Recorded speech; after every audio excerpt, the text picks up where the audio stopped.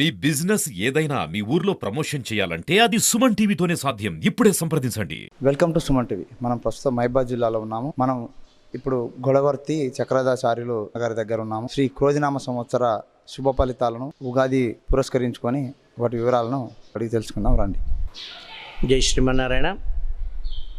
Suman TV ప్రేక్షకులందరికీ కూడా క్రోధినామ సంవత్సర శుభ ఫలితాలు కలగాలని కోరుతూ అనంతాద్రి క్షేత్రనాథం జగన్నాథయుతం ప్రభుం లక్ష్మీ గోదా సమాయుక్తం వెంకటేశమహం భజే. ప్రియ భగవద్బంధువులారా,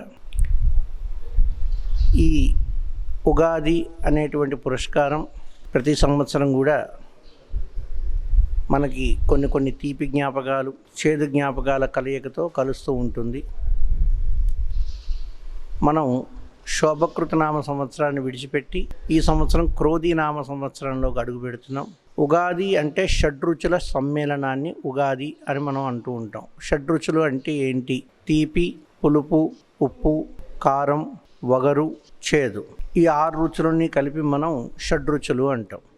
అంటే మానవుడి యొక్క జీవితంలో కూడా ఈ యొక్క 6 రుచులు కూడా ఉంటూ ఉంటాయి. సంవత్సరం మొత్తం జీవితాంతం కూడా సుఖం వెనకాల దుఃఖం వెనకాల సుఖం ఏ విధంగా ఉంటుందో ఈ షడ్రుచుల సమ్మేళనం కూడా మానవ జీవితానికి సహజంగా జరుగుతూ ఉంటాయి.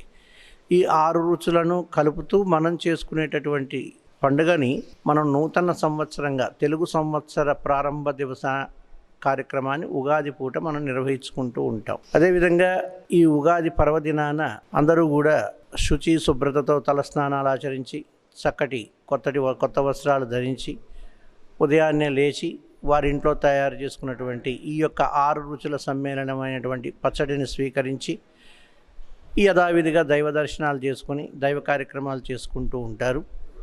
ఈ క్రోధినామ సంవత్సర ప్రత్యేకత ఏమిటి అంటే, ఈ క్రోధినామ సంవత్సరం అంతా కూడా సస్యవృద్ధి అంటే పాడి పంటలు అన్నీ కూడా సమృద్ధిగా ఉండేటువంటి అవకాశాలు ఉన్నాయి. రెండవది ముఖ్యంగా ఏంటంటే, ఈ యొక్క క్రోధినామ సంవత్సరంలో భార్యాభర్తల మధ్యన జరిగినటువంటి గొడవలు ఏవైతే ఉన్నాయో గతంలో, అవన్నీ కూడా ఈ సంవత్సరంలో తొలగిపోయి భార్యాభర్తలు అందరూ కలిసి వారి యొక్క జీవితాన్ని పునఃప్రారంభం అయ్యేటువంటి అవకాశాలు ఈ సంవత్సరంలో చాలా ఎక్కువగా కనబడుతూ ఉన్నాయి. అదేవిధంగా ఇక ముఖ్యంగా చూసుకుంటే రాజకీయాల విషయానికి వస్తే మాత్రం పరస్పర వైరబుద్ధితో అంటే కొట్లాడుకుంటూ వీరి మీద వారి మీద వీరు బురద జల్లుకుంటూ ఉండే అవకాశమే తప్ప కలిసి ఉండేటువంటి అవకాశాలు, ప్రజలకు మంచి చేయాలనేటువంటి అవకాశాలు చాలా తక్కువగా ఉన్నాయి.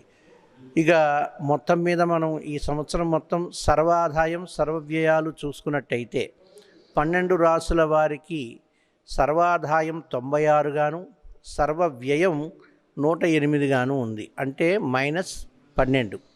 అంటే అందరూ కూడా ఈ సంవత్సరం ఆనందంగానే ఉంటాం, కానీ అప్పులు చేసుకుంటూ బతుకుతూ ఉంటామని ఈ క్రోధినామ సంవత్సరం మనకి తెలియజేస్తోంది. జై శ్రీమన్నారాయణ. జై శ్రీమన్నారాయణ.